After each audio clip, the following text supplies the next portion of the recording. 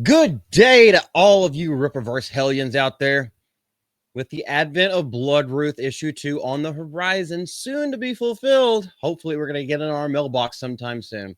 I thought I would just take a little bit to delve into an overarching theme of the first Bloodruth book. Got it right here after like the 5th reread. That theme is the consequences of free will. That's what we're going to be focusing on today. Consequence normally has a negative connotation, almost like as if it's synonymous with punishment, negative reinforcement, things of that ilk, what have you. But in fact, it's just merely a result of the actions you take. People put that negative connotation on it when it doesn't necessarily denotatively mean the same thing. It's completely neutral term. And this is exactly what the story of Bloodruth is about. Free will and the consequences of engaging in those choices and actions.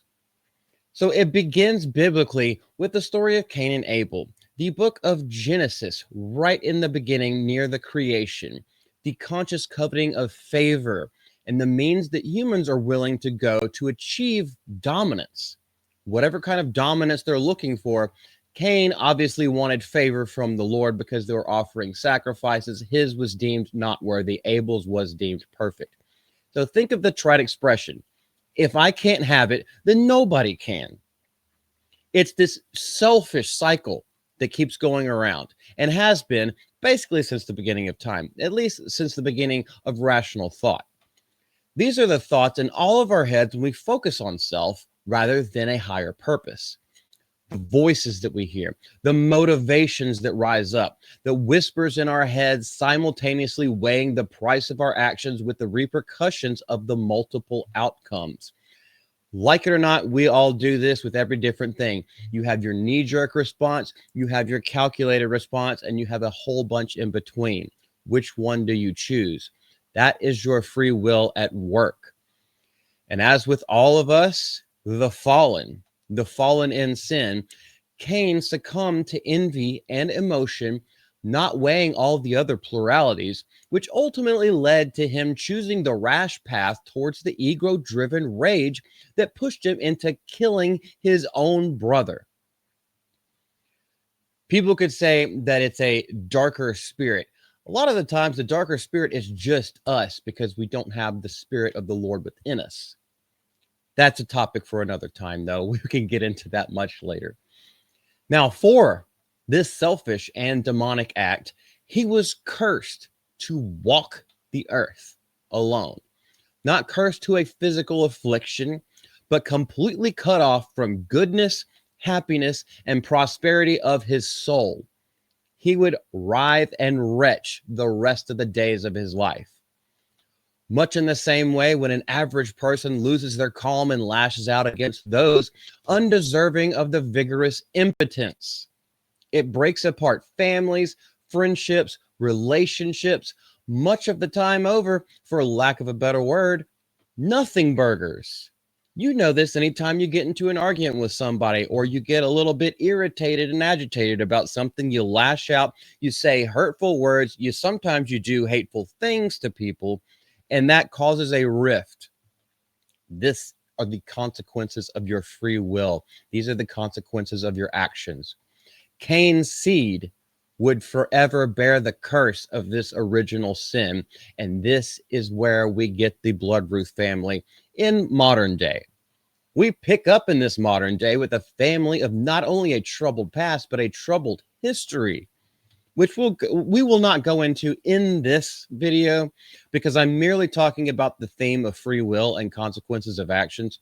But I highly recommend not watching, but reading the book, and read it multiple times, especially get you another fresh reread before Bloodruth 2 comes off. But they are of the cursed, born into the mark of sin. Yet something is different with this dynamic, the dynamic of this family.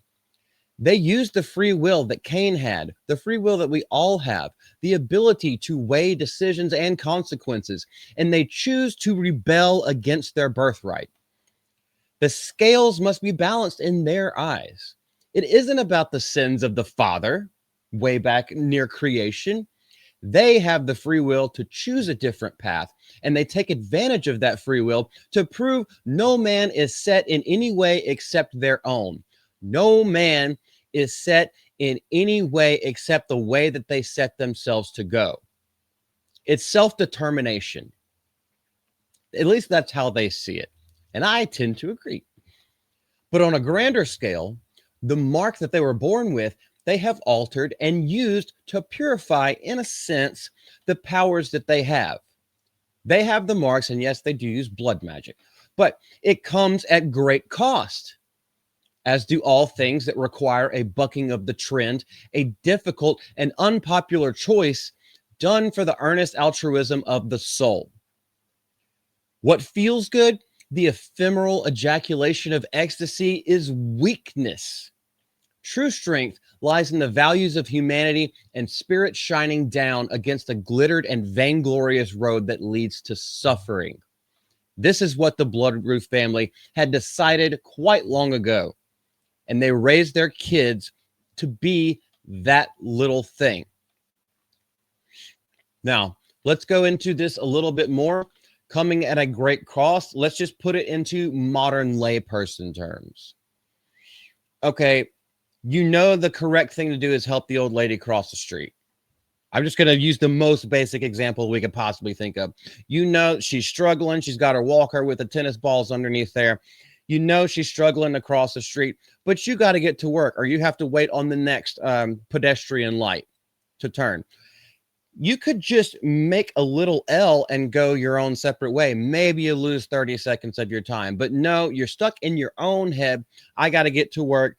That lady can't make it across the street in time. Someone barrels through and hits her. If you had been there, you could have helped her get across faster. You could have waved that person down, making sure they were paying attention. There's a whole lot of other things. There's a whole lot of stuff that could go into this one little simple scenario. But so much of the time, it is literally just about the love of self rather than the love of others. And that's what the Bloodruths are about. They realize we were born cursed, but we can turn this curse for good. We can buck the trend. Just because, we're not going to focus on ourselves, we're going to focus on ridding the world of evil, even though we are born from the evil. None of this is without temptation, no? And that goes on in daily lives as well. One could say temptation is the ultimate antagonist. The gentle nudge to place self over others, to take the shortcut for a quick release rather than holding down for a lifetime of satisfaction. Instant gratification at the cost of authenticity. The Bloodruths bear the mark, yet use their free will to fly in the face of their birth, choosing the higher path for reasons far above the ephemeral here and now. What do I want? Not stamping their feet like sequestered horses yearning for the open plains, yet they're stuck in a stable. They will not allow themselves to be a product of their blood. The only thing that could back them up is the ignominy of a cursed ancestry. But if it's the ignominy of a cursed ancestry, that would be internal. They would feel that internal shame. They are not going to feel shameful of their blood. What they are going to do is be proud of the actions they have taken to rise against that blood. If only they'd let it have the power to bring them down. They use that free will to fight against it tooth and nail every single day, to rise up, to overcome. They can choose evil. Of course they can. But they use their will to choose piety in the face of a quote unquote predetermined fate. And we should too. That's what we struggle with every single day. And that is one of the themes that is in the Bloodruth book. I can't wait for more. I know there's a lot more that goes into the story, but this specific theme is something I want to touch upon after like the 5th reread. And I can't wait for Bloodruth too. So what did you guys think about Bloodruth? And are you excited for the next? Hopefully on first read through or first or second read through, you got to see some of these themes and you actually thought about it a little bit more. It's even though there's a whole lot of action, it's almost like a dungeon crawler whenever you're reading it. The story moves by very swiftly.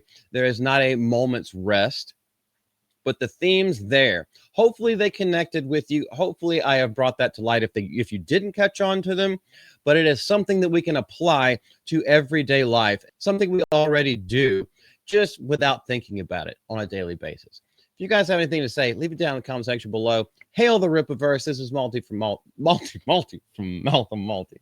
We'll see you later. Bye.